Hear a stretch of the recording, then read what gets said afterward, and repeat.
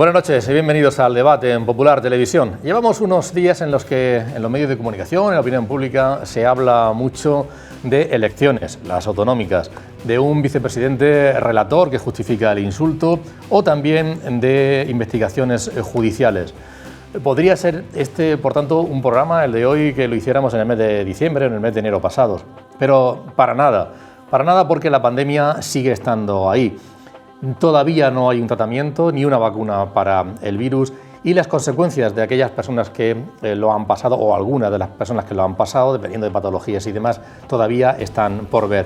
Y todo esto, además, en unas circunstancias o una situación de imprescindible reactivación económica, lo que lo hace francamente complejo.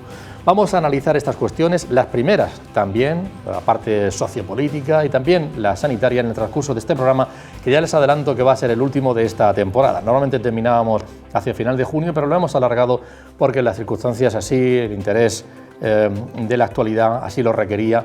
Y les agradecemos a ustedes el que sigan con nosotros y también a nuestros invitados que acudan a esta mesa. Por ejemplo, Pepe Rocamora, periodista, bienvenido. Buenas noches. Buenas noches. Además, yo antes de empezar el programa decía que en el primer programa de la temporada estuvo Pepe Rocamora y vuelve con nosotros. Encantado de estar, tenerte. Entonces no nos insultaban y ahora parece que sí.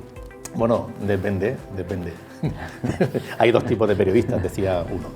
Bueno, gracias Pepe por estar aquí, es un placer contar contigo. También nos acompaña Víctor Meseguer. Víctor, encantado. Pues un placer estar aquí con vosotros e intentar cerrar este programa como merece. Muchas gracias. Y Pablo Blesa, muchas gracias. Un gusto estar aquí esta noche con estos amigos para debatir una agenda tan interesante, tan adusta y tan agreste, ¿no?, como la que acabas de presentar tú. ¿No tienes envidia de que no te insulten? Yo en absoluto, yo no me siento insultado en ningún caso y me parece que el insulto está fuera de lugar en la vida pública. Vamos a empezar por ahí, ya que Pepe ha puesto 2 veces el dedo en la llaga. ¿Qué os parece ese relato, ¿no?, que ha establecido, que siguen los medios de comunicación en torno al que ha establecido, no sé si Podemos, pero especialmente el aparato, ¿no?, liderado por Pablo Iglesias, sobre qué ocurrió con independencia de la agenda, qué ocurrió con esa tarjeta? Primero se planteó, él mismo se propuso como afectado, como víctima, luego, sin embargo, parece que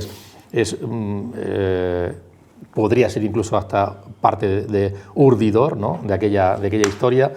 Y ahora pues el tema del insulto, que se justifica dependiendo de qué periodistas, ¿no?, y que merece la pena y debe ser normalizado. ¿Qué te parece todo ese relato que estamos viviendo? Por cierto, al parecer incluso planeado por alguna empresa de comunicación, ¿no?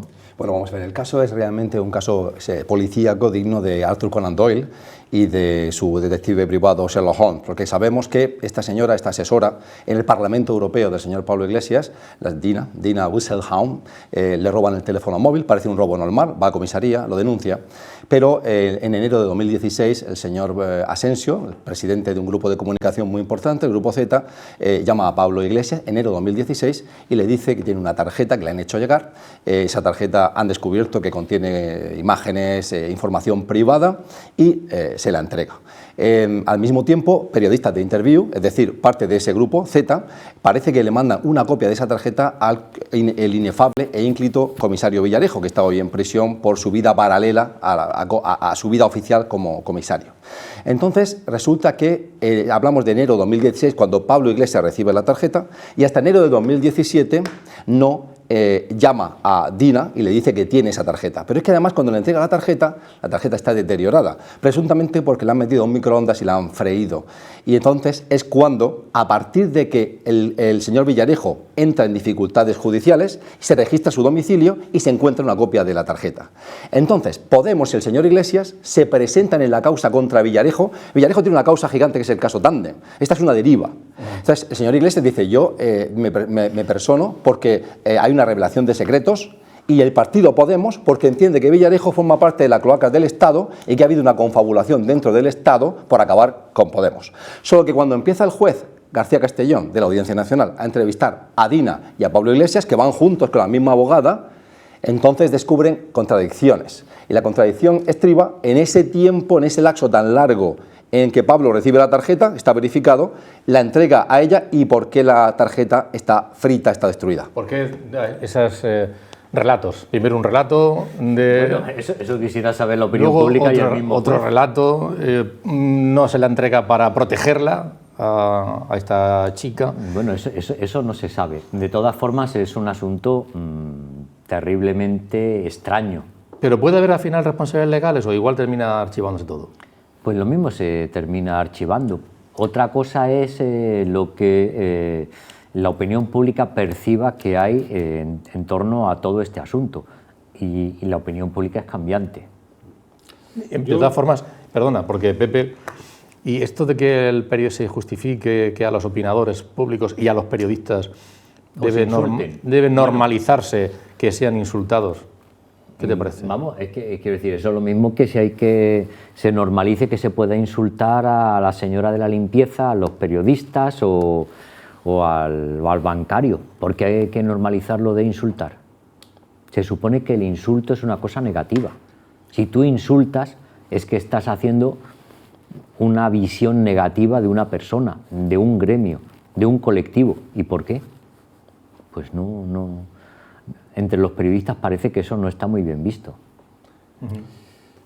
A mí lo que me preocupa, mira, en el tema de la tarjeta, yo recuerdo lo que le decía a mi suegro a mi suegra, cuando mi suegra le contaba un chisme del pueblo, de los que corrían por el pueblo, le decía, Dolores, eso a mí me lo tienen que dar resuelto.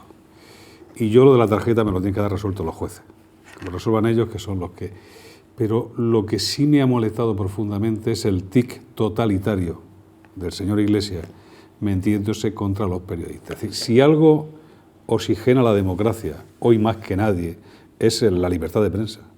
Que los ciudadanos tengamos derecho a que alguien nos pueda contar la verdad, a que alguien levante el velo. La verdad, o su visión. O su visión. Que verdades hay las que hay.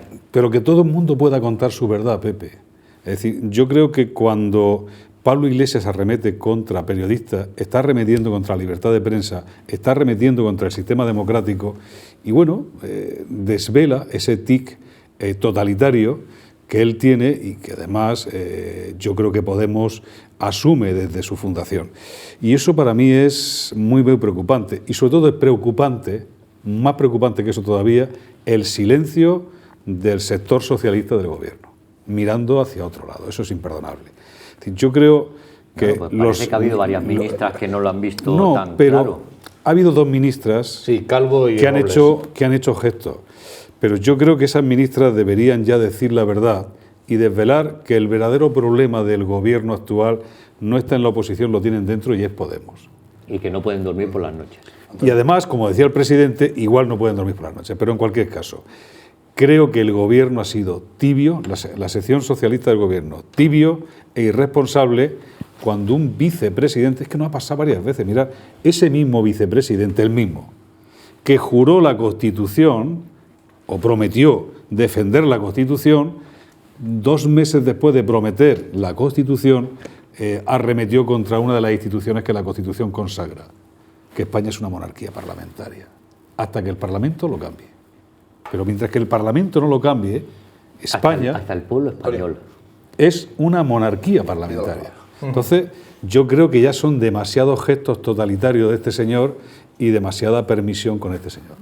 Bueno, respecto a los insultos, vamos a ver, la vida social, la vida pública y la vida política y la vida familiar exigen de una urbanidad y de una cortesía. Empezamos por los insultos y terminamos a puñetazos, como hemos visto, por cierto, en algún lugar cercano aquí, por parte de algún político que acaba de ser condenado por un intento de patada, ¿no? Entonces, no es tolerable que en la vida pública haya insultos, menos entre políticos o entre políticos y actores de la vida, de la ágora pública, como son los periodistas, como son los propios políticos. Eso me parece demencial. Igual que los scratches me parecen demenciales. Ahora que el propio Pablo Iglesias ha vivido 2 experiencias. Una, scratches en su casa. No sé si le parece fabuloso que lo esperen a la puerta de su casa cuando llega el coche oficial y los guardaespaldas y que diversos colectivos hayan... Intentos de scratches, sí, porque no... porque lo ha prevenido la policía y la Guardia Civil. La Guardia Civil, exactamente. Luego tenemos una experiencia que vivió en el Paraninfo de la Universidad Complutense. Cuando él era un jovencito con la coleta aún más larga y con menos dinero en el banco, este hombre, cuando iba a algún político socialista, levantaba la mano, lo insultaba, decía que era un vendido al capitalismo y que era basura. Ahora, el otro día, él fue a una conferencia allí, y entonces un chico joven del ala más radical de las juventudes comunistas le llamó vendido al capitalismo, incompetente y mamarracho, lo llamó de todo. Y él se calló y luego respondió, obviamente con cierta elegancia. Lo que sí está claro es que a nivel institucional, es decir, de partido, de agenda política, Podemos ha hecho varias intentonas, y algunas las hemos tratado aquí en este debate, por controlar la prensa, que hay un control de la prensa. Y además él, en ese circuito que hace respecto a la tarjeta, entre el comisario Villarejo, las cloacas del Estado, él habla de una connivencia de algunos medios de comunicación que son la pata de una estructura para acabar con Podemos. ¿A quién mete ahí? A OK Diario, al Confidencial y al Mundo. OK Diario en particular, porque entiende que OK Diario filtró fragmentos de la tarjeta. Y cuando OK Diario filtró fragmentos de la tarjeta, lo hizo, lo entienden ellos, con el interés de crear un caso que se judicializó, que era el caso Pisa, porque lo que se filtró de la tarjeta era presuntas irregularidades por las que Irán y Venezuela estaban financiando a Podemos. Y eso se llevó a juicio, y simplemente el juez lo desestimó al final. Entonces él dice, es que los medios de comunicación no es que no son objetivos, es que forman parte de una estructura, un entramado mafioso. Hombre, yo no estoy de acuerdo. Más temas judiciales que se han puesto encima de la mesa. Han aparecido también, por ejemplo, Marjaliza con la financiación a políticos del Partido Popular, ya se estaban investigando, también algunos del Partido Partido Popular, de Izquierda Unida, del PSOE. Eso es. Yo no sé, la duda ahí es si los sobornos o el dinero que se les daba estaba en proporción a lo que le correspondía a cada uno. Va con la condición humana, al final. No con el Sí, partido va con la político, condición parece, ¿no? humana, y entonces yo he visto las cantidades que han salido y que han dicho los que están implicados en todo esto son muy desiguales. Yo no sé cómo se hace la distribución. Mira, yo creo que esto de ser corrupto no es fácil, eso vamos a empezar por la punta. Yo me acuerdo que mi padre... Eso es condición humana. Exacto, pero no es fácil, no es fácil. Y que Mira, además, mi padre Pepe le dijo, no se escapa nadie. Le dijo a mi hermano cuando se fue de migrante a Alemania, Pepe, no hay ningún trabajo indigno, sino forma indigna de hacer un trabajo. Dice, y de honradez no te puedo hablar porque nunca la he podido poner a prueba. Entonces, si no la puedes poner a prueba, pues no hay nada que hacer. Y evidentemente sí que en la clase política hay mucha gente que lo puede poner a prueba. Yo me voy a mojar en este tema. Vamos a ver, la corrupción ligada a la financiación de partidos políticos ha sido consustancial de todos los partidos políticos, sobre todo los que llevan más tiempo, sí, que componen eso es una excusa. el arco parlamentario. Eso de decir que los partidos políticos necesitan financiación y que por eso hay corrupción. No, yo no voy por ahí. Hay alguien que yo no voy por se ahí. lo lleva. Yo lo que estoy diciendo, y no necesito interpretación, es que la corrupción no es monopolio de ninguna fuerza política. Y le llamo corrupción, no le llamo financiación, se llama corrupción. Fijarse, si me pidiera alguien, ¿hay alguna diferencia entre los corruptos? Yo sinceramente, Pepe, creo que la hay. Y es ¿cuál? Que, pues te lo voy a contar, claro. La diferencia es que la corrupción del Partido Socialista prioritariamente se ha ligado a una financiación ilegal del Partido Socialista, y en el Partido Popular, aparte de eso, ha habido un enriquecimiento personal de algunos señores. Y esa es una gran diferencia. ¿Quieres decir que en el Partido Socialista no ha habido nadie que se lo ha llevado, sino que ha sido todo para el partido? Te puedo decir que en el Partido Socialista que yo conozca no hay nadie con cuenta en Suiza. Como sabía que venías tú, lo he investigado bien para no equivocarme. No hay nadie. Yo no sé cómo has conseguido tener acceso a la información, las cuentas suizas, porque tengo acceso a los periodistas, que me fío de vosotros. Y te digo, no hay ninguno con cuenta en Suiza. Yo sinceramente creo, por ejemplo, ¿es mejor o peor el caso Eres que el caso Púnica? Ni mejor ni peor, son dos casos de corrupción. Pero el caso de Eres intentaban hacer un voto cautivo de la población a través de un proceso de corrupción, eso es una cosa, y en el caso Púnica hay señores con cuentas muy vistosas en Suiza. Pablo, deciros que la corrupción en España entre políticos y sobre todo una élite económica y la élite política ha sido rampante, ha sido casi sistémica. Cuando la corrupción se vuelve sistémica hablamos de Sicilia, hablamos de la mafia calabresa, hablamos de la Tránqueta, hablamos de la Sacra Corona Unita, ya hablamos de mafia. Aquí hemos estado cerca de eso, porque ha sacado a colación dos casos muy graves, uno el del rey y otro habla de Marjaliza. Marjaliza, lo que ayer fue interesante. Cuando dices del rey, aclara. Sí, ahora del rey emérito. El caso, hay que señalar dos cosas en cuanto a números. Desde el año 2000 ha habido 2.000 políticos encausados por causas de corrupción. Y os recuerdo que ayer y anteayer nos hemos desayunado en Murcia con casos que van avanzando. El caso Liber, que es el del Ayuntamiento de Aledo, yo vivo muy cerca de Aledo, que sabéis que ayer el señor Alcaraz, del Partido Popular, hizo durante muchos años lo que le apeteció, dar a dedo contratos, etcétera. Y tenemos ligado al caso Liber, que ha aparecido el sistema de corrupción, el caso Biblioteca de Librilla. Eso están ahora mismo todavía en juicio, ¿no? En España todos nos hemos hecho con ciertos nombres, el caso ERE, el caso Palma, el caso Nos, el caso Puyol, es que es impresionante. Hace poco leí un informe que hicieron 13 catedráticos sobre qué casos eran los más, digamos, en 1 a 10, una escala de 1 a 10, los que reflejaban mejor una corrupción más perfecta, más sistemática, más repetida, más replicable. Hay una gradación de los casos, no todos son iguales, hay unos son más complejos. Los 3 casos de corrupción más importantes en España, según estos 13 catedráticos, expertos en corrupción política, era el caso Palau. Recordáis que era el señor Millet, que se llevaba pasta de la fundación del Palau de la Música, y al mismo tiempo lo que hacía era que le entregaban los empresarios dinero a la fundación de la música, qué bonito, el Palau de la Música de Barcelona, y él esos dineros se los pasaba con Convergencia y Unió. Era ahí un lavado de dinero escandaloso y dinero que él se echaba al bolsillo. Tenemos el caso Gürtel, Francisco Correa. Eso es como un empresario, a cambio de dádivas a personas como Bárcenas y otros, conseguía contratos para su empresa por parte del PP de Valencia y el PP de Madrid. Y ayer Marcaliza forma parte del otro caso perfecto, del otro gran entramado de corrupción, la Púnica. Ahí tenemos al señor Granados, que era presidente del Partido Popular de Madrid y era secretario, era consejero de Madrid, y este señor con su amigo Marcaliza, el empresario, se dedicaban a conseguir contratas también de ayuntamientos del PP en Madrid y en Valencia, obviamente a cambio de dádivas y de mucho dinero. ¿Y qué pasó ayer? ¿Por qué lo de Marcaliza es interesante? Porque Marcaliza dijo ayer, con datos, llevó unos libros, una contabilidad, y dijo, yo le he pagado no solo a alcaldes del PP, porque obviamente la trama estaba muy ligada al PP de Madrid, a Granados, que era mano derecha de Esperanza Aguirre, sino que le he pagado al alcalde de Parla, Tomás Gómez, que iba para presidente del Partido Socialista, al alcalde de Aranjuez, socialista, al alcalde de Parla y a algunos líderes del Partido Comunista también les he pagado. Entonces este hombre ayer con las cuentas se las entregó al juez, le contó cómo se hacía todo el entramado y es un caso extraordinario. Le preguntaba al juez que por qué contaba toda esa información y decía, porque no quiero pasar muchos años en la cárcel, cuanto menos por colaborar mejor, ¿no? Decía. Pero fíjate, a mí hay una lectura que yo saco de lo que acaba de decir Pablo, es decir, en un sistema democrático donde una de sus señas de identidad es la libertad de prensa, conocemos todos los casos que además Pablo recita de una forma magistral. Todos, no, unos cuantos. Los tenemos sin embargo, eso es discutible. Daros cuenta que durante 40 años en el régimen totalitario, que una de sus señas de identidad no era la libertad de prensa, no había tantos casos. Posiblemente no hemos vuelto corruptos ahora. O seguramente tenemos un sistema que hoy es más transparente, donde no solo la libertad de prensa, sino los juzgados que mantienen la independencia, la autonomía, la Fiscalía Anticorrupción, los jueces anticorrupción, pues estamos sacando a la luz casos de corrupción que yo creo que sirven para sanear la vida pública y sobre todo para hacer una llamada de prevención general. Oiga, aquí nadie queda impune. Por seguir con la cita al rey, como dijo el rey, aquí quien la hace la paga.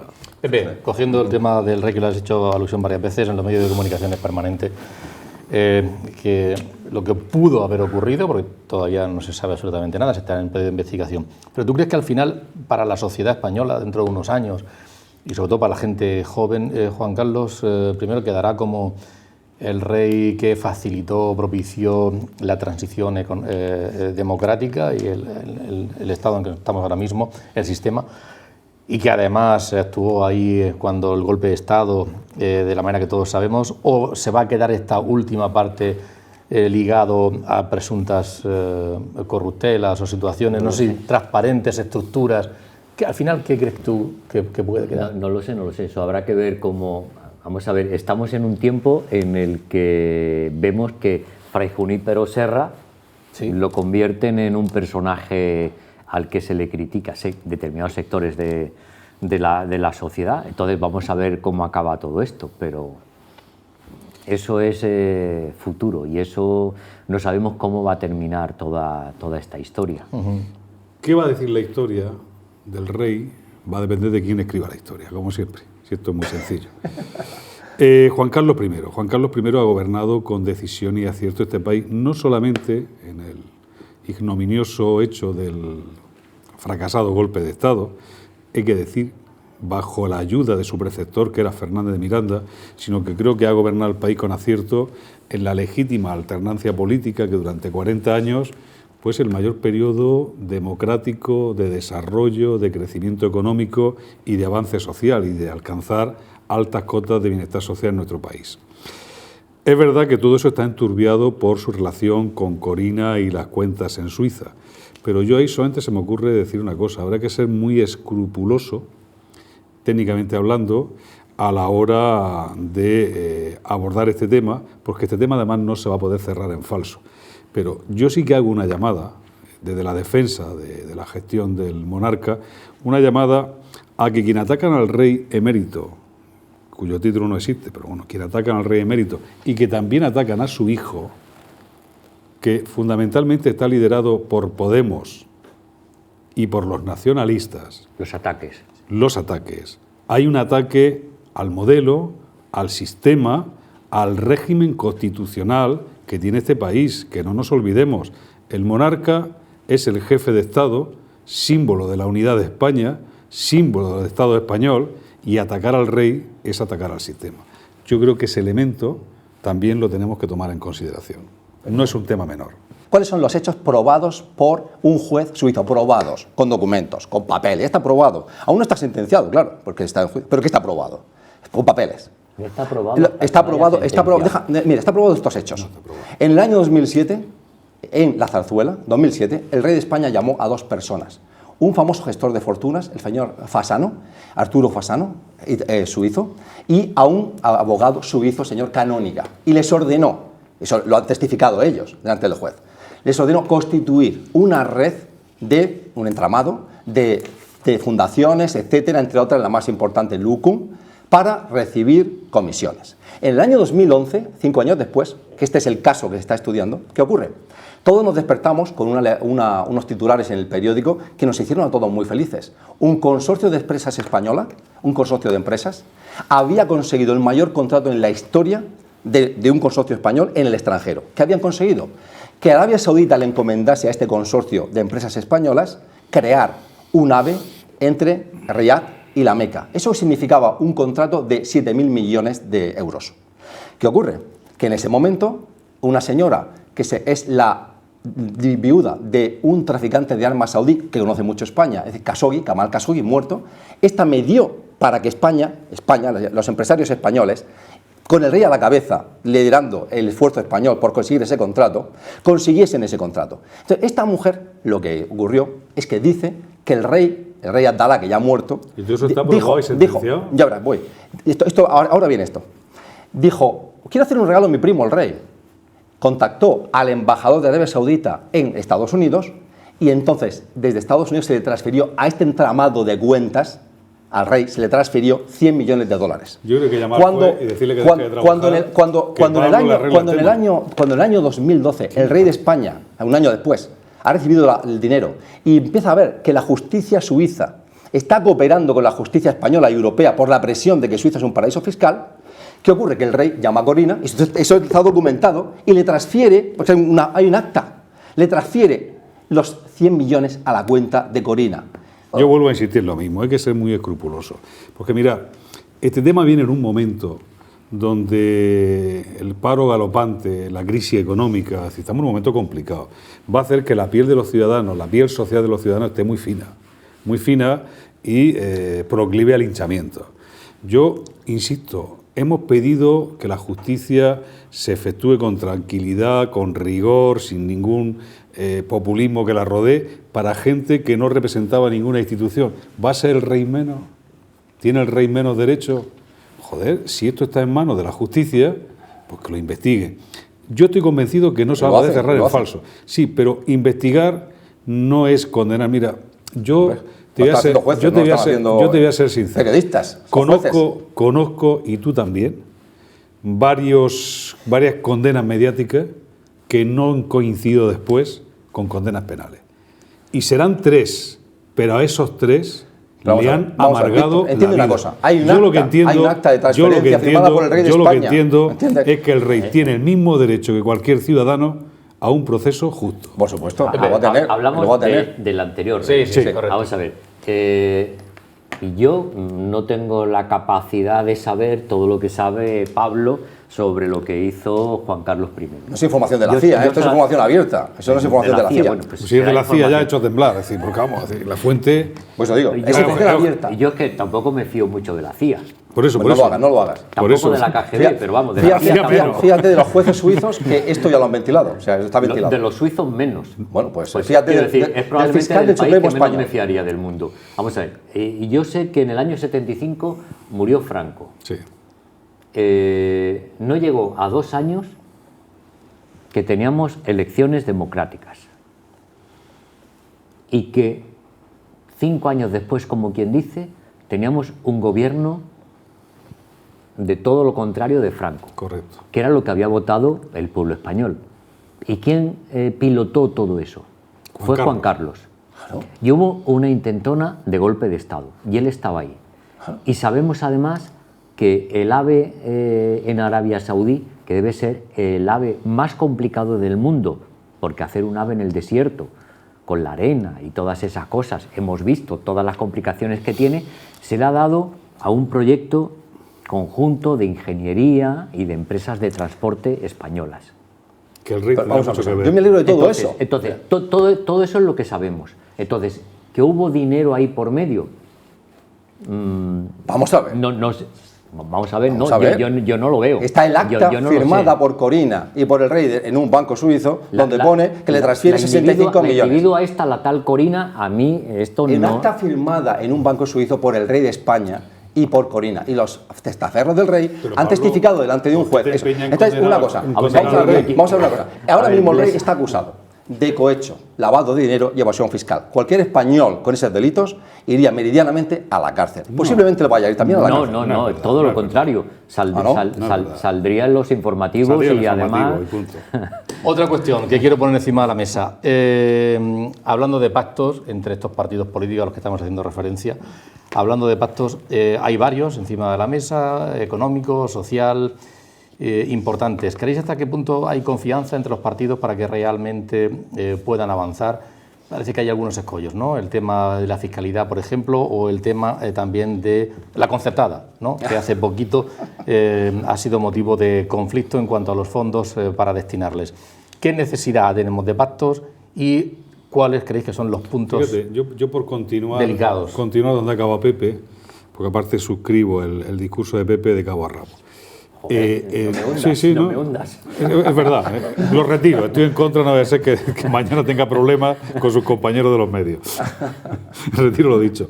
Mira, en ese gran pacto que fue la transición, esto no, que voy a decir yo, no lo digo yo, lo dijo Alfredo Pérez Rubalcaba, un señor con el que coincido en cosas y discrepo en otras, o coincidía en cosas y discrepaba en otras, pero respetaba profundamente, en una charla que da con el cardenal de Valencia, Monseñor Cañizares. Y él habla que ese artículo que consagra la libertad de enseñanza fue parte de ese pacto. Es decir, en ese momento que este país se junta para dejar atrás un régimen totalitario y pasar a un sistema democrático, hay un pacto y entre ese pacto entra la ley de libertad religiosa. Pero no lo dejo ahí. El primer presidente después de la UCD de este país, Felipe González, que se propone universalizar la sanidad y universalizar la educación, se da cuenta que no tiene recursos para universalizar la educación y se inventa la enseñanza concertada. Y la enseñanza concertada fue una ayuda que pidió el Estado. Fue un invento del PSOE. Fue un invento del PSOE, sí. fue de Felipe González, fue de su ministro de Educación, un gran ministro de Educación, Marval. Margal. Y ese invento se hace para un sacrosanto deber, universalizar la educación. Y aparte, mentira todo lo que están diciendo. La titularidad del servicio público de la enseñanza es pública. Otra cosa es quién presta el servicio. Si lo prestan funcionarios, o lo prestan cooperativas, o lo prestan órdenes religiosas. Pero además, todos ellos se tienen que regir por la ley. Y si alguno no cumple la ley, pues que se le diga y se le saca del sistema. Es decir, si alguna cooperativa, si algún centro público, que igual hay un centro público que tampoco cumple la ley, o algún centro privado no cumple la ley, pues sencillamente lo que habrá que hacer, en vez de cuestionar el sistema que tan buen resultado ha dado, lo habrá que hacer es separar a esa persona o a ese centro que no está cumpliendo. Decir también, y muy rápido, porque si no, Pablo le va a dar un infarto. Yo no, estoy muy tranquilo. Tranquilísimo. Esto de la enseñanza concertada no es un invento español. En Bélgica, la concertada supone un porcentaje muy superior al de España, sobre todo en la comunidad flamenca, muy superior al español. Francia tiene enseñanza concertada, Malta tiene enseñanza concertada. Oiga, estamos hablando de un servicio público que se puede prestar, insisto, porque además yo creo que eso es un debate de futuro. Yo discrepo, y esto sí lo voy a decir, me va a costar un disgusto a mí, no a ti, Pepe, yo sí creo que servicio público no es igual a empleo público. Servicio público es que el Estado debe garantizar servicios a toda la ciudadanía. ¿Cómo se garantiza? A discutir. Bueno, vamos a ver, pero ¿cuál es el problema aquí? Primero, la paradoja y el desconcierto, es decir, la estupidez y la descoordinación. Tenemos que el PP y el Partido Socialista llegaron a un acuerdo, constituir en el Congreso una comisión de la reconstrucción. Esos dos partidos llegaron a ese acuerdo. El PSOE no quería, pero el PP se lo exigió y se llegó al acuerdo. De ahí se han dirimido 4 paquetes, que es donde vamos a gastarnos el dinero en la reconstrucción española, sobre todo el dinero que nos venga de Bruselas. Ya veremos en qué condiciones nos llega. Sobre esto tuvimos un debate, Víctor y yo. Entonces hay 4 paquetes: Unión Europea, las posturas de los partidos de cara a la Unión Europea, un paquete social, un paquete sanitario y economía. En economía, PP y PSOE, olvídate, no van a llegar a ningún acuerdo. En lo social podían llegar, pero entonces, en ese paquete, el PSOE y Podemos lo que hicieron es un acto de sectarismo vacío, inocuo y estúpido. Dijeron, los 2.000 millones que van a la mejora educativa no se van a gastar en la concertada, va a ir exclusivamente a las instituciones, a las escuelas públicas. Eso no tiene efectos reales en absoluto, por eso que es paradójico y estúpido, porque cuando la ministra Celaá, por cierto, ella, formada en un colegio concertado religioso, y no le ha ido nada mal en la vida, os recuerdo que es la ministra con más pasta en el banco de todo el Consejo de Ministros, esta señora cuando se toma esa decisión en ese cónclave, en esa comisión tan importante en el Congreso, la consejera Esperanza Moreno de Murcia, así como otros muchos, una videoconferencia con la ministra. Pero ¿cómo es que no puedo darle yo dinero a la concertada? Y en la videoconferencia le dice a la ministra, tú no te preocupes, yo te voy a dar a ti el dinero que te corresponda a Murcia y todo lo que te dé la gana. Con lo cual, aunque en ese cónclave y tan importante en el Congreso se estipuló que de los 2.000 millones no podía ir ni un duro a la concertada, de facto, como las competencias educativas están traspasadas, los consejeros de cada una de las comunidades harán lo que les dé la gana. En cualquier caso es un posicionamiento político. Claro, sí, con independencia de que si legalmente se puede hacer o no, Pepe. ¿Cómo? Con independencia si se puede hacer o no, es un posicionamiento, es una postura política. Claro, es una postura política que no parece que tenga especial sentido, pero que alimenta, digamos, una imagen de alguien que dice es sospechosa la concertada. Ni siquiera es político, es partidista. Es decir, ha convertido un tema de Estado en un tema partidista. Es decir, la enseñanza concertada ha dado muchos beneficios en la reciente historia educativa de este país y los va a seguir dando. Y esos mismos que dicen una cosa, luego cuando le aprietan dicen la contraria. Yo en la región de Murcia ha habido sobre la concertada varias y gordas también, por cierto en este caso no gobierna Pedro Sánchez, gobierna otro, y cuando por ejemplo UCOMUR o UCOER ponen las cosas encima de la mesa, como sabe que hay mucha gente detrás, mucho alumno, mucho profesor, la gente suele cambiar. Por cierto, ¿sabéis la región donde más concertada hay? En la de la ministra. En el País Vasco, ¿no? Claro. Es el mayor porcentaje de educación concertada de todo el país. Claro. Durante estos últimos semanas ha habido determinados colectivos que han estado especialmente involucrados, preocupados y atentos a esta situación. Hablo de la pandemia. Hemos recogido algunas opiniones que consideramos especialmente interesantes en estos momentos, haciendo un balance. Hemos hablado con el presidente de la CORODEM, con el secretario general de la UGT, con los decanos de los colegios de médicos, de enfermeros y también con Carmelo Gómez, que es el catedrático o responsable de la cátedra de mayores, de protección a los mayores de esta universidad. Vamos a conocer algunas cosas. Le hemos preguntado 2 cosas. ¿Qué es lo que más preocupante han visto durante esta época y qué lección, qué cosa deberíamos aprender de ella? Sin duda alguna, lo peor de esta situación de pandemia que hemos padecido ha sido las muertes de tantos murcianos y tantísimos miles de españoles, las cuales ya no se pueden recuperar, y por ello, desde CROEN, desde el tejido empresarial, estamos con las familias, estamos con los amigos, y les mandamos un abrazo a todos ellos. Sin duda alguna, algo irrecuperable y por lo tanto calificado como lo peor que ha sucedido hasta ahora, pero dentro de la parcela económica también vienen momentos difíciles, momentos muy complicados, muy complejos, donde tenemos que demostrar tanto el tejido empresarial que tenemos esa fortaleza para salir adelante, como indiscutiblemente es imprescindible que se pongan en marcha todas y cada una de las medidas que desde las patronales hemos ido poniendo sobre la mesa para que se aprobaran lo antes posible. Las empresas necesitan fundamentalmente liquidez permanente, necesitan también que se les trate de la mejor manera posible desde el punto de vista fiscal. Habrá que atrasar pagos de impuestos, habrá que aplazarlos, habrá que incluso exonerarlos en algunos casos, y eso aplica tanto a la Administración General del Estado como a las administraciones regionales y a las locales. En primer lugar, es necesario minimizar el impacto que esta crisis está teniendo sobre las personas trabajadoras.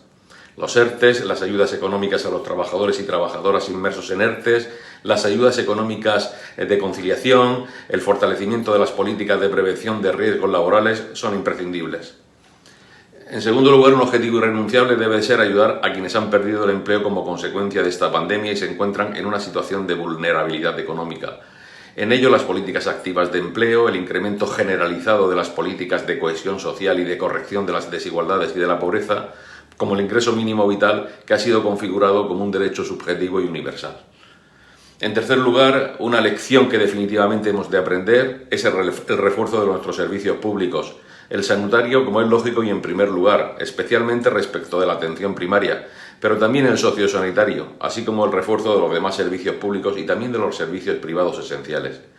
Y finalmente, son imprescindibles medidas para apoyar la reactivación económica que se supediten al mantenimiento del empleo. De una pandemia que se nos mete de manera improvisada y que estuvimos muy lentos en la toma de decisiones.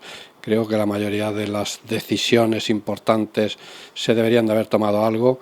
Hubo una ausencia total de protección de los profesionales. Eso fue lo que hizo que la mayoría de los sanitarios, o un porcentaje altísimo en España, se contagiaran y que el sistema tuviese grandes dificultades para atender a la población, y que hubiera también una ausencia total de pruebas diagnósticas, de test, para poder identificar mejor los casos. ¿Qué hay que hacer? Pues yo creo que lo que se está haciendo de alguna manera, financiar bien el sistema. Se han dado cuenta que la sanidad cuesta dinero y hay que poner dinero, y que con ese dinero hay que invertir en recursos humanos, fundamentalmente en profesionales, y que estos profesionales estén bien, y en recursos materiales para que los profesionales puedan atender bien a la población. Lo peor de la pandemia ha sido la cantidad de fallecimientos que han habido y también la cantidad de enfermos que han habido con secuelas, y por otra parte el hundimiento de la economía española. Considero que es necesario a partir de ahora recuperar la economía, y de esa forma podré invertir en sanidad, donde tendremos que tener en cuenta que esa inversión debe estar dirigida especialmente a personal sanitario y a medios materiales.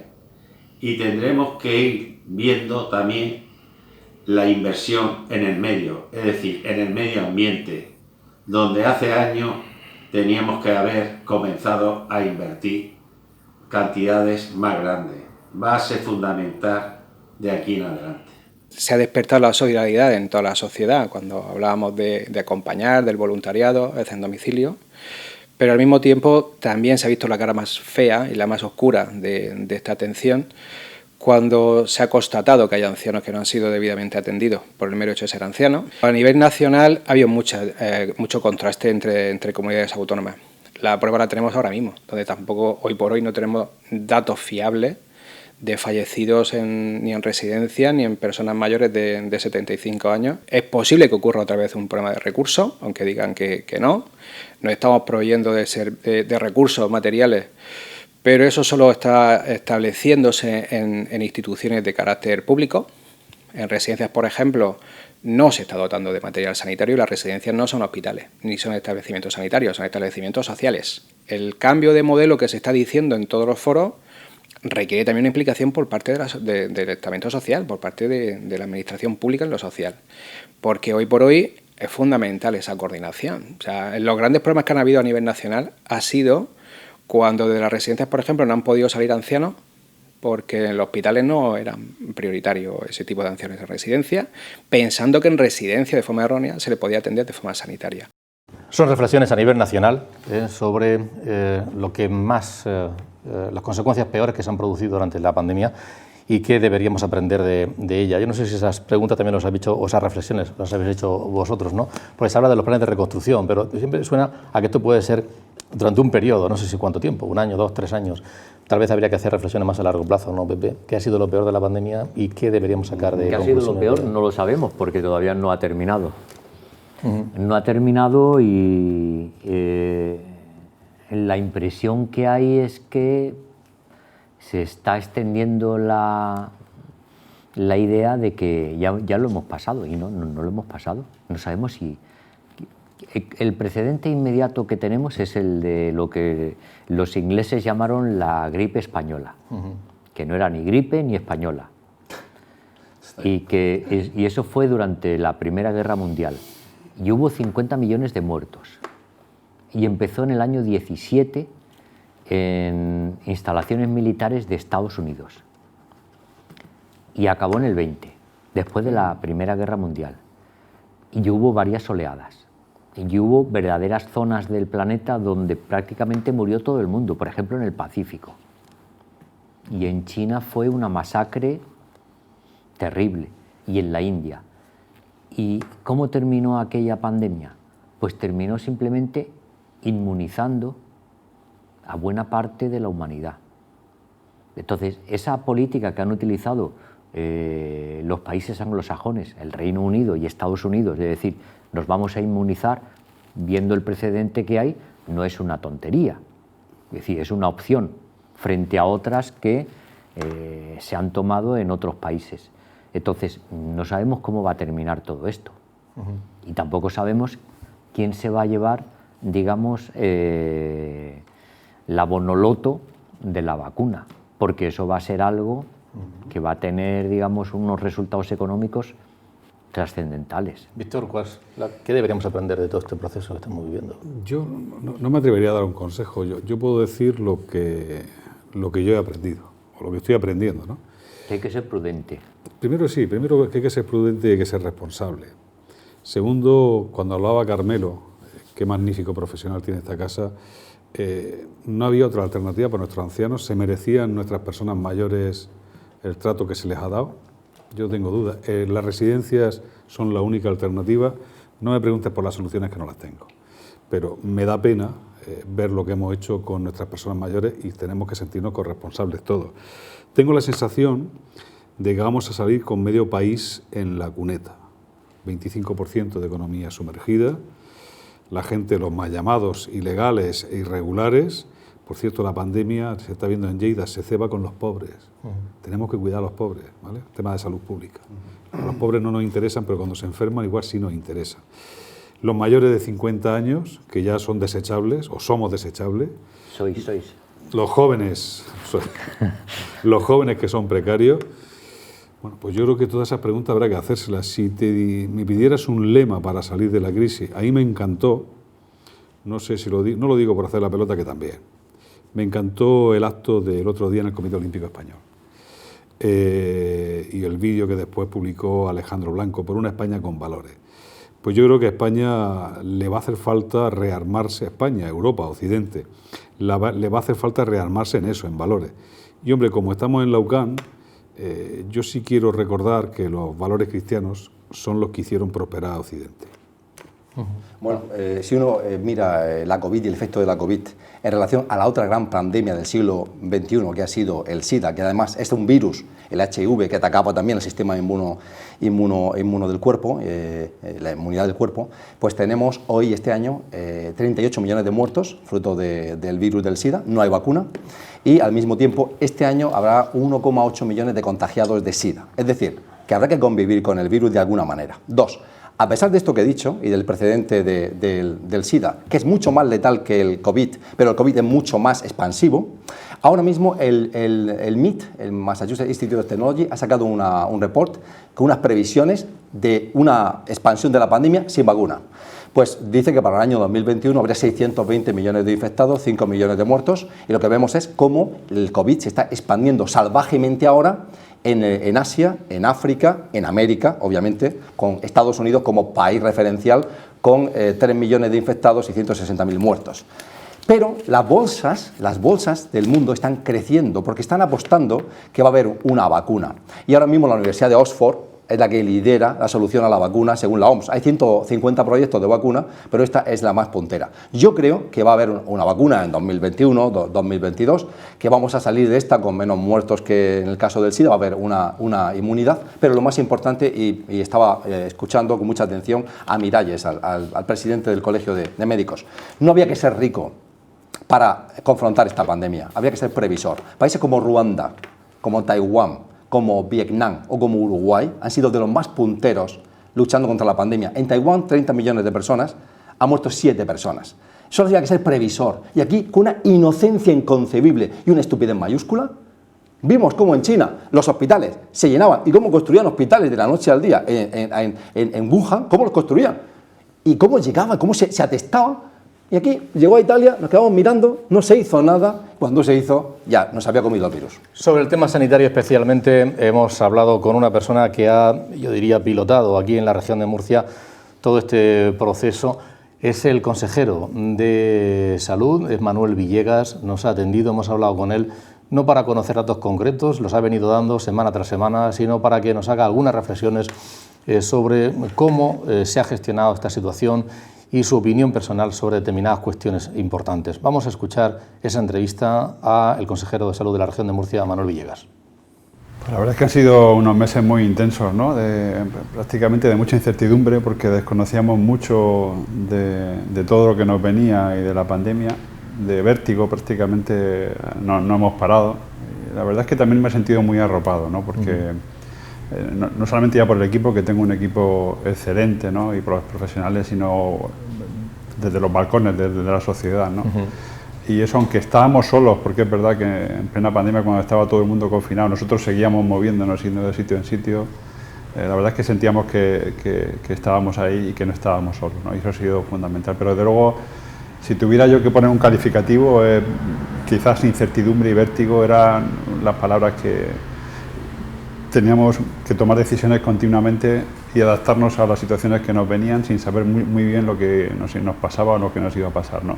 Intentando ir siempre un paso por delante de los acontecimientos. Yo creo que aquí, y lo crítico que quizás que haya ocurrido en nuestra comunidad, es que intentábamos siempre, tuvimos la suerte de empezar más tarde que otras comunidades autónomas, y siempre intentábamos ver lo que pasaba en otros sitios y tomar medidas antes de que pasara aquí lo que pasó en otras comunidades, ¿no? Y yo creo que eso ha sido el punto de inflexión que hemos tenido aquí en Murcia con respecto a otras comunidades, ¿no? ¿Ha habido algún momento en el que has tenido, que ha sido especialmente duro? No sé si por circunstancias realmente de que ocurriera algo en la región o por algún motivo personal. ¿Ha habido algo especialmente los días previos al estado de alarma, la situación era muy tensa. O sea, cuando sabíamos que estaba ya considerado por la OMS como una pandemia mundial, sabíamos que teníamos que confinarnos y no se acababa de dar el paso para el confinamiento en toda España, ¿no? Y había nosotros teníamos mucha presión a nivel del Consejo Interterritorial del Sistema Nacional de Salud, intentando forzar al Ministerio que nos tenían que confinar a todo el mundo, y no solamente a Reyes, en otras comunidades en las que decíamos que había que aislarse en las casas, que era la única manera de detener esto, ¿no? Y habían días de tensión. Nosotros, de hecho, confinamos la zona de la costa con muchas tensiones a nivel nacional, incluso nos criticaban que cómo tomábamos medidas así. Y esos días fueron tensos porque notábamos que no se hacían las cosas, por lo menos como yo pensábamos que se debían de hacer, ¿no? tensión. Y luego es verdad que hasta cuando empezó el confinamiento, que eso que duda cabe que ayudó mucho, hasta que no se aplanó la curva, o por lo menos no sabíamos hasta dónde iba a llegar esto. O sea, la segunda quincena de marzo y el primero de abril, hasta que no se empezó a ver que realmente la curva ascendente empezaba un poco a aplanarse, la situación era que no sabíamos dónde nos podíamos ir. Cada vez teníamos más afectados en la región de Murcia, empezaban los fallecimientos desgraciadamente, había afectación de residencias con lo que ello implicaba y la desaparición de muchas personas, y la verdad es que tener que dar todos los días un balance de fallecidos era prácticamente duro, en una situación en la que decíamos, bueno, esto hasta dónde va a parar, ¿no? y hasta dónde vamos, ¿no? Yo creo que la segunda quincena de marzo, con el confinamiento total, sin ver que se aplanara la curva famosa, eran momentos duros. ¿Cuál ha sido la respuesta de los sanitarios? No, los genial, médicos, los enfermeros. Genial. Es verdad que no ha habido tanta tensión como en otras comunidades, sí. Sobre todo a nivel hospitalario, porque se detuvo mucho la pandemia a nivel de médicos de familia. La verdad es que hicimos un llamamiento a la población de que no acudieran a los centros sanitarios. Era fundamental que la gente estuviera en sus casas para evitar que se afectaran nuestros centros y nuestros profesionales, ¿no? Y eso ayudó mucho, Entonces ahí el vuelco que se dio a mediados de marzo, de que los centros de salud asumieran todo el seguimiento de los pacientes. Hemos llegado a seguir hasta casi 60.000 personas que tenían clínica posible de COVID, con médicos y enfermeros de los centros de salud que llamaban diariamente a las personas para ver cómo iban, para detectar cuándo se complicaba alguno, para llevarlo inmediatamente al hospital. Esa red fue la que hizo que aquí se mantuvieran relativamente bien los hospitales en las puertas de urgencia. De hecho, la actividad de las puertas de urgencia bajó casi a un 30% de lo que veíamos habitualmente, porque la gente estaba en sus casas aguantando la presión y aguantando lo que es la enfermedad y la situación, ¿no? Y yo creo que eso ha sido crítico. Los profesionales se portaron muy bien en primaria y a nivel hospitalario, aguantando la presión también, a veces no tanto física, sino psicológica, de estar viendo cómo otras comunidades claudicaban y empezaban a ver situaciones terribles en otros hospitales de España, y pensando que tenían que estar ahí, ¿no? Y gente, curiosamente, que al principio de la pandemia, como toda persona, pues le dio miedo e incluso dejaron el trabajo porque eran personas más vulnerables, sí. A las 48 horas pidieron volver a los puestos de trabajo y que querían reincorporarse porque querían colaborar, porque ese sentimiento de sanitarios, ¿no? De decir, de la ayuda, de estar ahí, pues eso la verdad es que es digno de atención, y yo creo que esa fortaleza ha sido impresionante, ¿no? Uno de los puntos más calientes, más sensibles, ha sido la residencia de ancianos. De hecho, hoy el propio gobierno todavía no da por definitivos los datos, porque dice que algunas comunidades autónomas dan unos datos y otros no.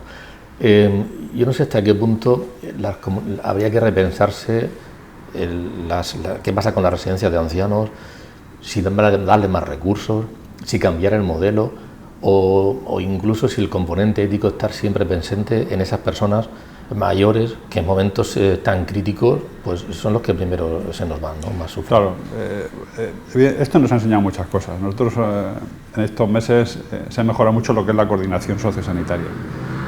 Teníamos ahí dificultades en toda España. Yo creo que esto lo que ha puesto de relieve, en definitiva, ha sido que habían zonas débiles, y una de ellas era que realmente teníamos poca información acerca de lo que estaba pasando en las residencias, ¿no? Sí. De todo, incluso por supuesto el gobierno tiene información sobre las residencias que son del IMAS, las que son propias y las camas concertadas, pero el resto nosotros no teníamos información de cuántos residentes teníamos, fundamentalmente de personas mayores, pero también de personas con discapacidad.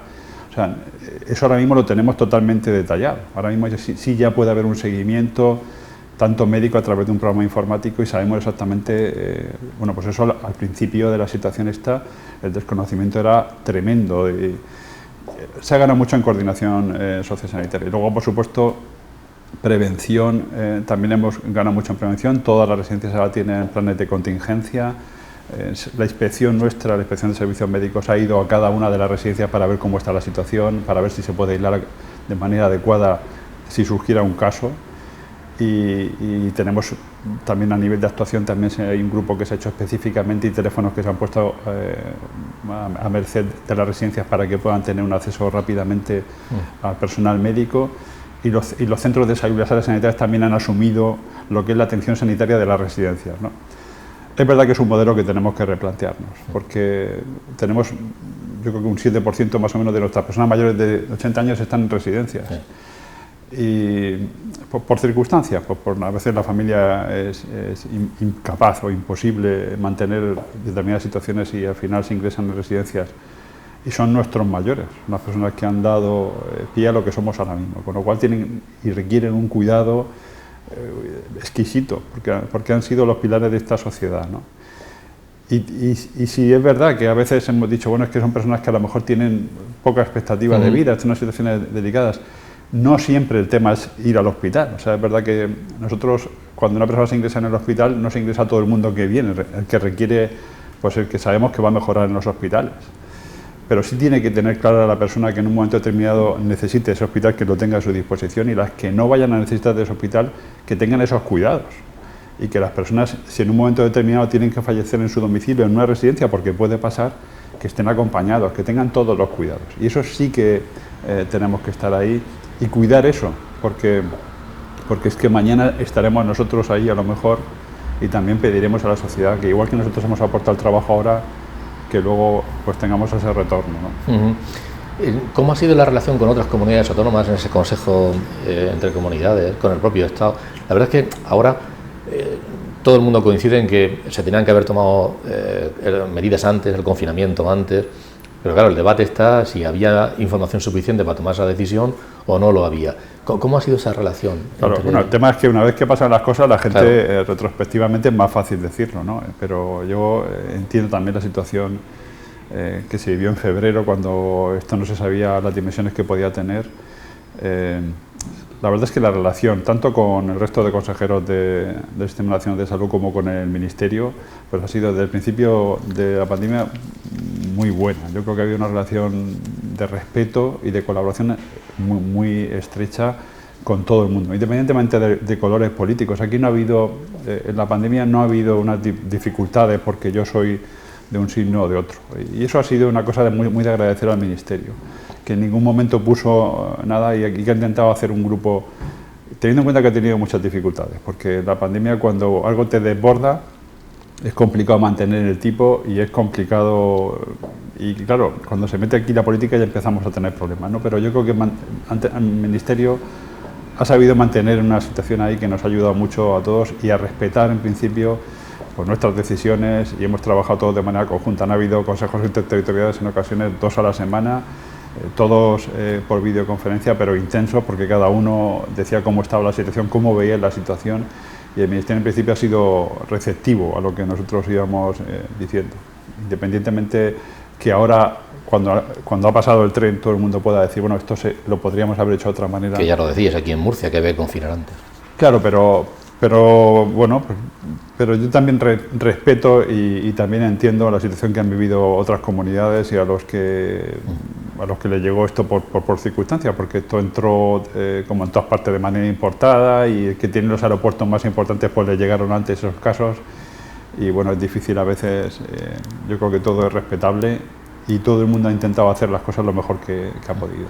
Para terminar, hemos salido de la situación más crítica, pero no hemos salido de lo rico, ni mucho menos. No, que va. A la hora de por cerrar, ¿qué mensaje le daría a la ciudadanía? En general, alguno, quien vaya por ahí por la calle, por las plazas, o hay puntos calientes por el turismo, por los temporeros, por el campo. Claro, ¿qué dejarías? Yo siempre me gusta decir que estamos ahora mismo en una situación de descanso ante una segunda ola que es muy probable que venga en los meses que vienen, ¿no? Una segunda ola de pandemia. Y el tema es delicado porque el porcentaje de personas que han pasado esta enfermedad es muy pequeño, sí, y en toda España, no solamente en Murcia, pero es muy pequeño, con lo cual somos muy vulnerables a una segunda ola de pandemia, ¿no? Y tenemos puntos débiles. O sea, es verdad que hay situaciones que desgraciadamente están cerca de la pobreza. La gente que no tiene recursos, que vive de manera confinada, que no utiliza medios de protección, pues son gente que, aparte de la vulnerabilidad, es que son un riesgo para toda la población. Y si algo hemos aprendido aquí en la pandemia, o debemos de aprender, es que en esto vamos todos juntos. O sea, no es que le afecta a un colectivo y diga, bueno, pues esto le afecta, no. Esto nos afecta a todos somos vulnerables, y si cae un colectivo ahora mismo más desfavorecido, al final todos nos vamos a contagiar. Con lo cual aquí la solidaridad ahora mismo tiene que ser básica, y yo creo que ha sido básica desde el principio, y todos debemos de ir juntos.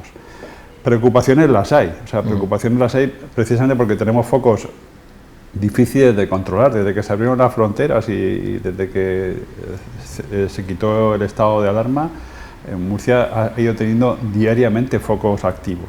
Es verdad que han sido cosas importadas y que los estamos controlando, pero en cualquier momento podemos perder ese control. Y el brote que en un momento determinado se descontrole y haya transmisión comunitaria, podemos tener un riesgo importante para la población de nuevo. Con lo cual la alerta tiene que estar ahí. Y ahora mismo que la población entienda que estamos en un momento ahora mismo de descanso entre una segunda parte que no sabemos cuándo va a empezar, ni cómo, ni la intensidad que va a tener, que las personas entiendan que debemos de utilizar medidas de autoprotección, la distancia y la mascarilla ahora mismo como básicas y lavarse bien las manos. Todas estas cosas que estamos diciendo desde el principio son críticas para que esto, en principio, evitemos esta segunda ola, o por lo menos si viene, que la podamos contener lo mejor posible. Y ahí la sociedad no puede bajar la guardia. Es importante que esto se transmita a todo el mundo. Cuando vemos situaciones de riesgo, ¿no?, que lo vemos continuamente en la calle, porque vemos a gente que utiliza más la mascarilla, que no la utiliza, que hay grupos jóvenes que de pronto dices tú, bueno, 7 jóvenes aquí, ¿serán familia, no serán familia? Vamos, teniendo en cuenta que hay gente que no va a seguir las medidas, lo importante es que todo el resto de la población sí cumple esas medidas, porque claro, si nosotros nos protegemos en definitiva, si yo me protejo, estoy protegiendo a mi familia y a la gente de mi entorno, con lo cual es mi responsabilidad. Y tenemos que mantener unidades familiares protegidas. Y para ello es fundamental que haya familias que estén, que todo el mundo guarde, en principio, las distancias, que todo el mundo guarde cuando salga fuera de la unidad familiar, con objeto de que, si viene esta segunda ola de pandemia, por lo menos tengamos muchas unidades familiares que de pronto mantengan la situación y no perdamos el control, ¿no? Quiere decir que esto no ha pasado, desgraciadamente, que aparte, lo que comentaban al principio de que esto es una gripe, no es una gripe, desgraciadamente, es una enfermedad que aparte está originando secuelas en personas que han pasado esta enfermedad, que no sabemos a dónde nos va a llevar, pero es una enfermedad aparte que puede manifestarse crónicamente y que da secuelas y que puede dar problemas el día de mañana, con lo cual la ligereza que a veces las personas decían, bueno, pues nos contagiamos, no porque no sabemos lo que viene detrás de esto. Y ahora mismo, hasta que aparezca la vacuna, los mecanismos de protección que tenemos son los de mantener a rajatabla las medidas de protección y de higiene. Y eso es responsabilidad de todos. Y vamos todos juntos en el barco, vamos todos juntos. Ahora no es un problema de que vengan 3 pateras o de que de pronto haya una empresa que tengamos que poner en cuarentena o aislar, ¿no? El problema es que vamos todos juntos y que en Murcia ahora mismo somos 1,5 millones de personas que vamos todos juntos en esto y que nos lo jugamos todos. Y si hay un problema en una patera que viene, es un problema de toda la región, no es un problema de esa patera ni de esas 15 personas, no, es de todas las personas que en este momento estamos en la región de Murcia, que tenemos que protegernos, ¿no? Pues consejero, que pasen un buen verano, que sea una buena señal, es un deseo personal y además señal de que no hay sobresalto, que ojalá que sea así durante estos próximos meses en la región. Pues muchísimas gracias. Gracias. Muy bien. Hacía referencia antes, Víctor, después de toda esa gestión que se ha producido, y Manuel Villegas terminaba diciendo mucha precaución, no hemos salido de esto, mucha precaución y muchísima responsabilidad. Ese mensaje, Pepe, incluso de los medios de comunicación, parece que hay que insistir mucho porque igual mucha gente se lo cree y otros no se lo creen, ¿no? Es una sensación. Bueno, solamente hay que ir por la calle y ver. Yo no sé si es una visión sesgada, pero ves sobre todo a los adolescentes, sí, que parece que ellos y las mascarillas son incompatibles. Y eso te choca. Y luego la incidencia de la enfermedad y la mortalidad. Todavía no lo sabemos. Todavía estamos con datos provisionales. Son datos oficiales. Y yo esta mañana me he entretenido en estar mirando los datos. ¿Y quiénes son los 2 países que tienen la tasa de mortalidad más alta del mundo en relación a su población? España. E Italia. No, y el Reino Unido. El Reino Unido. Y el Reino Unido. Reino Unido, sí. Y entonces ves los que están bien relativamente, en comparación con nosotros, con países que se supone que tienen estadísticas, que decir, yo estoy hablando de las estadísticas que da el Ministerio de Sanidad, que son unos 28.000 muertos en España, que son discutidas y tal, pero bueno, son las oficiales. Entonces lo comparas, por ejemplo, con nuestro entorno y ves que estamos, por ejemplo, con una tasa que es el doble de la de Estados Unidos. A pesar de que se dice que Estados Unidos, no, el doble. Y quintuplica la de Portugal. ¿Qué es lo que pasa en Portugal? Que están mucho mejor que nosotros. Cerraron antes. Es algo para preguntarse y para verlo a posteriori. Usted dice algo de Villegas, sí, ¿no? Sí. Bueno, de este señor, de Villegas, hay que decir que la comunidad autónoma parece que tiene hay como una especie de consenso, que tiene una fortuna enorme de contar con este señor, con este médico, gestionando la sanidad regional en un momento tan complicado. Porque este señor sí que en el marco de la ceguera general fue mucho más clarividente que la inmensa mayoría. Y él sí que supo entender la gravedad del asunto y supo tomar en su momento medidas impopulares, drásticas, mal acogidas en las instancias oficiales, en el propio ministerio, como por ejemplo no permitir que los madrileños llegasen a nuestras playas, pero que al final se ha dirimido todas sus decisiones como una respuesta favorable, la adecuada, que ha permitido que Murcia sea hoy la segunda comunidad autónoma de España con menos casos. Y hizo otra cosa muy importante, creo que muy inteligente. Él, en el momento que detectó que el sistema sanitario se podía haber desbordado por los casos de COVID, empezó a cuarentenizar a la gente. Tú vas a un centro sanitario y a la mínima quédate en tu casa. Y así evitó el colapso de los hospitales y permitió que las UCIs de Murcia hayan estado siempre a una ocupabilidad ínfima respecto a su capacidad. Creo que ahora hay en la Risaca unos 160 plazas de UCI preparada para atender a enfermos de COVID y había ahora creo 4 o 5 personas ingresadas, ¿no? Entonces ha sido un éxito colosal de este consejero. Todo eso de esa precaución hay que llevarla adelante. Hay que tenerla en cuenta, hay que tenerla muy presente y es un mensaje con el que queremos prácticamente acabar. Pero te doy la palabra, Víctor, pero también al mismo tiempo que reactivamos la economía y la actividad con toda la precaución. Víctor hacía alusión a un vídeo, vamos a ver ese vídeo. Es una campaña que ha puesto en marcha esta casa, que ha puesto en marcha la UCAM con el Comité Olímpico Español, protagonizada por los grandes deportistas de nuestro país. Porque al final ellos han vivido lo mismo, situaciones personales, familiares, vieron trucadas sus ilusiones, tuvieron que además ahora, en esta época, en estos momentos, tienen que estar camino de Tokio. Y ellos, aunando esos valores que siempre decimos que son propios del deporte, trabajo en equipo, el esfuerzo, la superación, el respeto a las normas y demás, se ponen como ejemplo para que les sirva a toda la ciudadanía. Vamos a ver ese vídeo presentado el martes en el Auditorio Goyeneche de la sede del Comité Olímpico Español por parte del presidente de la UCAM, José Luis Mendoza, y del Comité Olímpico Español, Alejandro Blanco, y los propios deportistas olímpicos. Vivimos tiempos difíciles, pero es nuestro tiempo.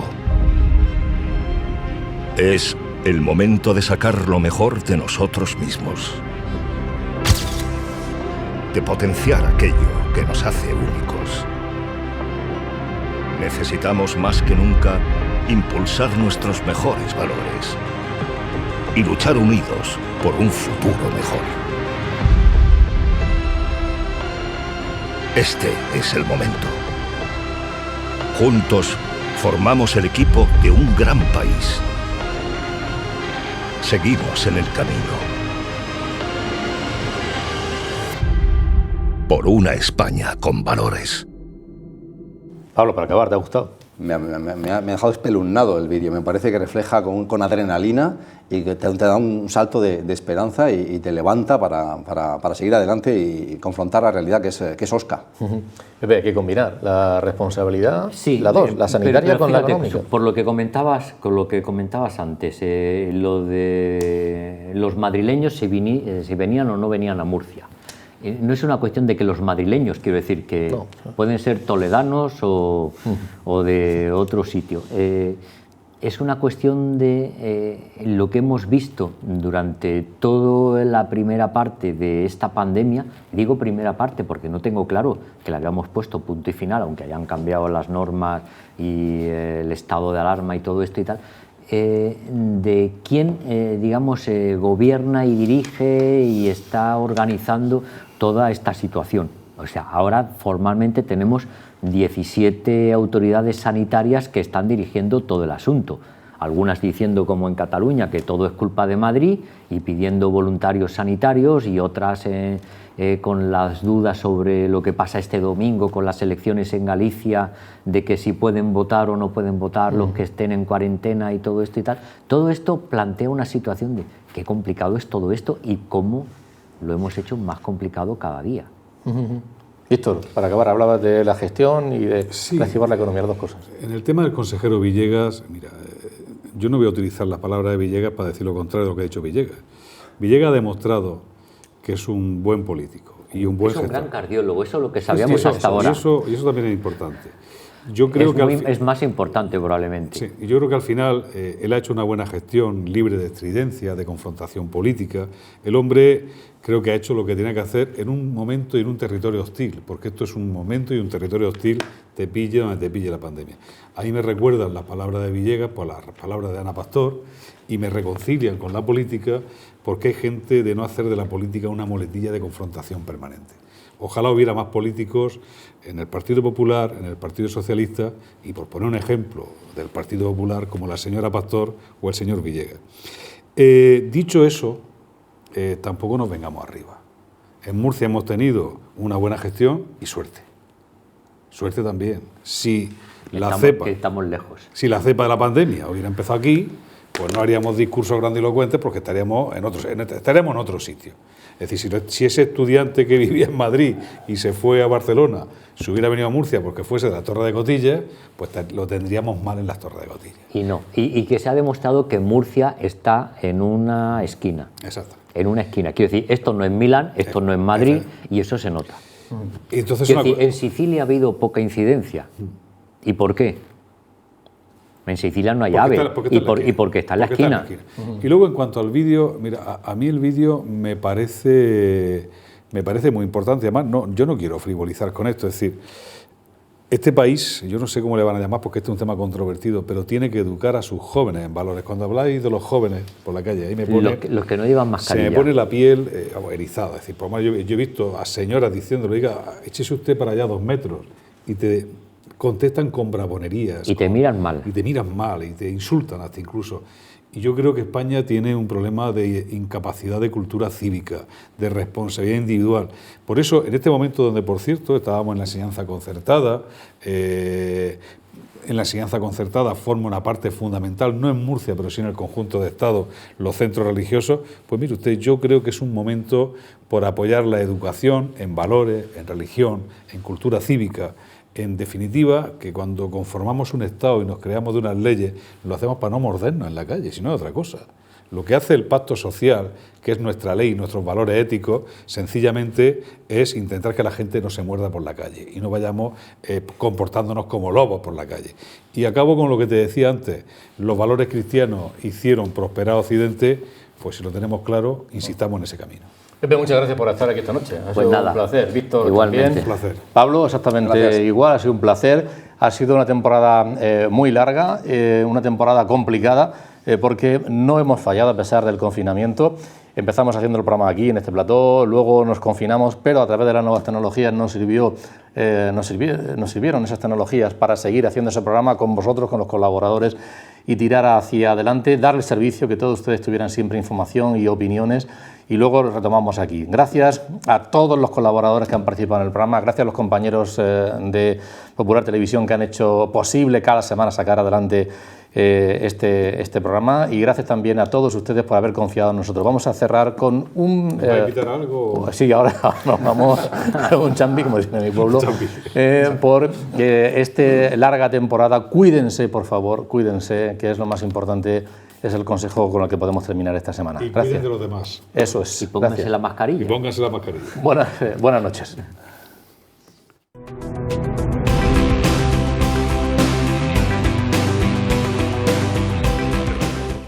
Muy buenas noches y bienvenidos al debate en Popular Televisión, en este programa que es el primero de la ya 8ª temporada consecutiva. De contar con todos vosotros. Sea presidente de la comunidad autónoma.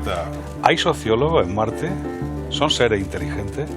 Y yo qué sé, si hay sociólogos en Marte, no tengo ni idea. ¿Cómo veis en estos momentos esta situación que lo está eclipsando todo? Ayer la OMS la declaró pandemia mundial.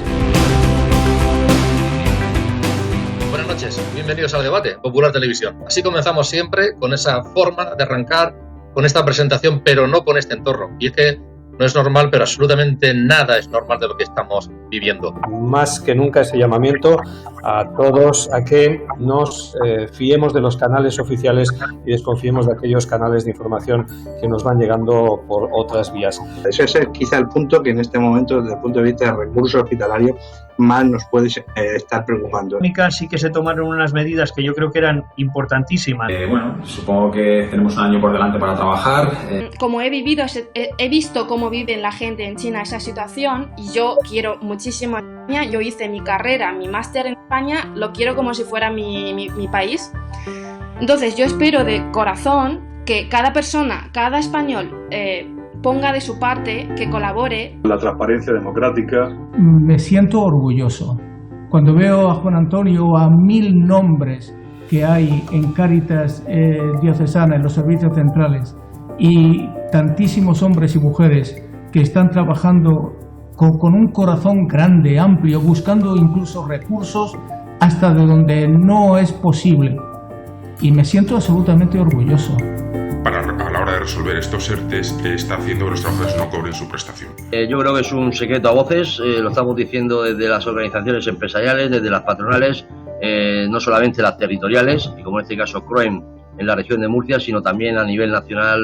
Pero fundamentalmente ha tenido que llegar este momento para conocer a mi presbiterio, ¿no?, en su hondura, y es ver la entrega absoluta que han tenido y que siguen teniendo, sin mirar nada más que el bien de los demás. Buenas noches y bienvenidos al debate en Popular Televisión. Hoy, 21 de mayo, volvemos a hacerlo aquí en el plató de Popular Televisión. 2 meses después, 2 meses durante los cuales no hemos fallado ni una sola semana. Y para mí, desde luego, cuando me has invitado, pues he dicho qué gran oportunidad, qué alegría volver al estudio, volver en directo, sin problemas de comunicación, sin problemas de conexión. ¿Ha desaparecido la pandemia? Obviamente no. Estamos en una situación muy especial en ámbito sanitario y en el ámbito económico, y por eso contamos. Es un placer estar aquí. Además estoy con 2 amigos que no voy a decir porque los vas a presentar tú. Bueno, con 3, ¿no?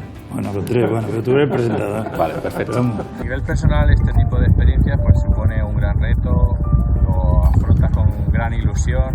Para esto es para lo que nos preparamos muchos de nosotros, esto es lo que muchas veces explicamos en un aula y contamos a nuestros alumnos. Y cuando recibes la llamada, pues para invitarte a formar parte de este equipo, pues la verdad que da mucha satisfacción. Que esto no ha pasado, desgraciadamente. Hemos cubierto un poquito más de 1 hora de programa. Buenas noches, muchas gracias a todos ustedes por seguirnos.